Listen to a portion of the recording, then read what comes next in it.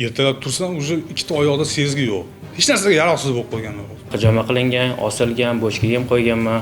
Tajriba ozganimda urganman ham orqa sohalarga. Bugun ba'zi bemorlar tabiblarga borib, igna sanchish, banka qo'yish kabi muolajalardan foydalanib dardiga davo izlayapti. Ammo bu muolajalarning barchasi ham bemorlar sog'ayishiga emas, aksincha ahvol og'irlashishiga olib kelmoqda. Men o'zimni qadrimga, sog'lig'imga achinayman. Hozir hech narsaga yaroqsiz bo'lib qolganman. Oilada ham, ishga ham, hayotda bir maqsadsiz odam bo'lib qoldim-da men. Gap shundaki, Toshkent viloyatida tabibga borgan erkak tanasidagi ba'zi sezish qobiliyatini yo'qotdi. Ma'lum bo'lishicha, bemor grija muammosi bilan tabibga borgan. Yetarli malakaga ega bo'lmagan tabib esa bemorni davolashga kirishgan. Belim og'riyapti aka. O'shanga siz eshitib keldim, nechini qilar ekansiz dedi. Belim ushlab ko'rdi. Aka dedi, 4-5 mm grijangiz bor ekan dedi. Shamollashingiz ham bor dedi. Oyog'imning ostida mushtumlab belimga 5-6 martadan urdi. Sizdan nerv qisib qo'ygan dedi. 3 kun qatnaysiz, xudo xolasa yaxshi bo'ladi dedi. 5:30larda uyga yetib bordim-da, dam oldim. Soat 9da turib hojatga boraman, hojatga chiqa olmayapman.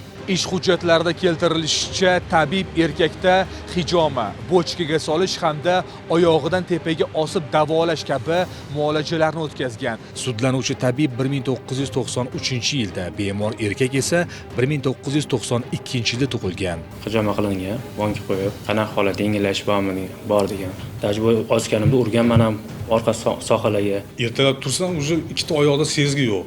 Shundan keyin bemor xususiy klinikaga murojaat qiladi. Shifokorlar bemor erkakka quyidagi gapni aytishadi. MRTga tushdim, nerpatologga kirdim. Siz menga grijangizni dedi. Osganda grija chiqqanda urib yopishtirib qo'ygan buni. O'sha sizni sezgi organ bilan hojatga ketadigan nervingizga travma berib qo'ygan mana dedi. Ahvoli og'irlashgach, bemor xususiy klinikada jarrohlik amaliyotini boshidan o'tkazadi. Og'riqlar qoladi, ammo sezgilar tiklanmaydi. Qancha joylarda osyapti, oyoqdan osyapti, uryapti, boshqa qilyapti. Unaqa narsalar bo'lmayapti shu paytgacha. Men o'sha sababdan men aybdor emasman. Oyoqda sezgi yo'q. Hojatni kontrol qilib bo'lmaydi.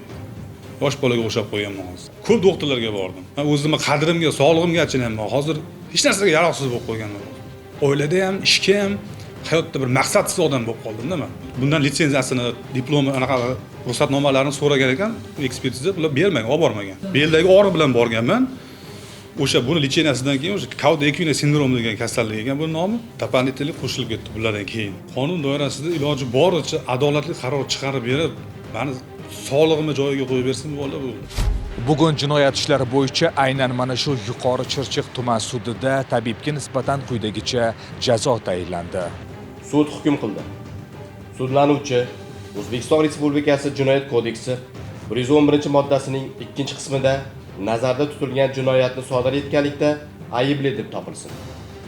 Va shu modda bilan ish haqining 20% davlat daromadi hisobiga ushlab qolgan holda 3 yil muddatga axloq tuzatish ishlari jazosi tayinlansin. Shuningdek, sud hukmiga ko'ra sudlanuvchidan jabrlanuvchi foydasiga moddiy zarar undirish ham belgilandi.